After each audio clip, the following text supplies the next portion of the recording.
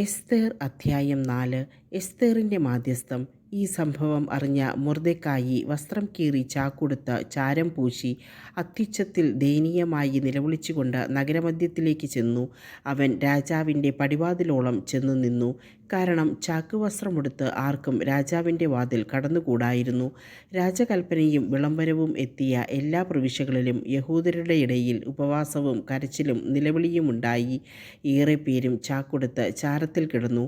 തോഴിമാരും ഷണ്ഡന്മാരും പറഞ്ഞ് ഇതെല്ലാം അറിഞ്ഞ എസ്തേർ അത്യന്തം പര്യാകുലയായി. ചാക്കുവസ്ത്രത്തിനു പകരം ധരിക്കാൻ വസ്ത്രങ്ങൾ അവൾ മൊർദെഖായിക്ക് കൊടുത്തയച്ചു. പക്ഷേ അവനത് സ്വീകരിച്ചില്ല. തന്നെ ശുശ്രൂഷിക്കാൻ നിയുക്തനായിരുന്നവനും രാജാവിൻ്റെ ഷണ്ഡന്മാരിലൊരുവനുമായ ഹദാക്കിനെ വിളിച്ച് എസ്തേർ ഇതെല്ലാം എന്താണെന്നും എന്തിനാണെന്നും അറിയാൻ മൊർദെഖായിയുടെ അടുത്തേക്ക് അയച്ചു.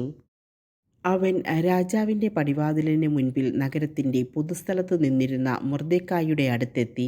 തനിക്ക് സംഭവിച്ചതും യഹൂദരെ നശിപ്പിക്കാൻ രാജഭണ്ഡാരത്തിലേക്ക് കൊടുക്കാമെന്ന് ഹാമാൻ വാഗ്ദാനം ചെയ്ത പണത്തിൻ്റെ കണിശമായ സംഖ്യയും മൊർദെഖായി അവനോട് പറഞ്ഞു. രാജ്ഞിയെ കാണിച്ച് അവൾക്ക് വിശദീകരിച്ചു കൊടുത്ത് തൻ്റെ ജനതയ്ക്ക് വേണ്ടി രാജാവിനോട് യാചിക്കാൻ അവളെ പ്രേരിപ്പിക്കാൻ വേണ്ടി തങ്ങളെ നശിപ്പിക്കാൻ സൂസായിൽ പ്രസിദ്ധപ്പെടുത്തിയ വിളംബരത്തിൻ്റെ ഒരു പകർപ്പ് മൊർദെഖായി അവനെ ഏൽപ്പിച്ചു. ഞാൻ നിന്നെ പരിപാലിച്ച നിന്റെ എളിയ ദിനങ്ങളെ ഓർക്കുക. രാജാവിന് തൊട്ടടുത്ത സ്ഥാനമുള്ള ഹാമാൻ ഞങ്ങളുടെ നാശത്തിനു വേണ്ടി ഞങ്ങൾക്കെതിരെ സംസാരിച്ചിരിക്കുന്നു. കർത്താവിനോട് പ്രാർത്ഥിക്കുകയും ഞങ്ങളെപ്പറ്റി രാജാവിനോട് സംസാരിച്ച് ഞങ്ങളെ മരണത്തിൽ നിന്ന് രക്ഷിക്കുകയും ചെയ്യുക.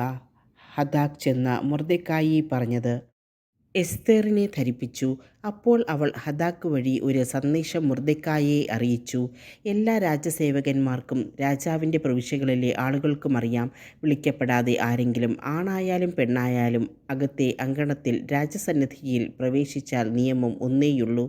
രാജാവ് തൻ്റെ സ്വർണ്ണച്ചെങ്കോൽ അവൻ്റെ നേരെ നീട്ടുന്നില്ലെങ്കിൽ അവൻ വധിക്കപ്പെടണം. 30 ദിവസമായി രാജാവ് എന്നെ വിളിച്ചിട്ടില്ല. എസ്തേർ പറഞ്ഞത് അവർ മൊർദെഖായിയെ അറിയിച്ചു. അപ്പോൾ മൊർദെഖായി എസ്തേറിന് മറുപടി കൊടുത്തു. നീ രാജകൊട്ടാരത്തിൽ മറ്റു യഹൂദരെക്കാൾ അല്പമെങ്കിലും കൂടുതൽ സുരക്ഷിതയായിരിക്കുമെന്ന് കരുതേണ്ട. ഇതുപോലൊരു സമയത്ത് നീ മൗനം പാലിച്ചാൽ യഹൂദർക്ക് മറ്റൊരിടത്തു നിന്ന് ആശ്വാസവും മോചനവും വരും. പക്ഷെ നീയും നിന്റെ പിതൃഭവനവും നശിക്കും. ഇത്തരമൊരു കാലത്തേക്കായിട്ടല്ല നീ രാജ്ഞിസ്ഥാനത്ത് വന്നിരിക്കുന്നതെന്ന് ആർക്കറിയാം. അപ്പോൾ മൊർദെഖായിയോട് പറയേണ്ട ഉത്തരം എസ്തേർ അവർക്ക് നൽകി.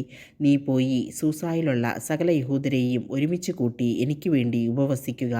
3 ദിവസം രാത്രിയും പകലും എന്തെങ്കിലും ഭക്ഷിക്കുകയോ പാനം ചെയ്യുകയോ അരുത്.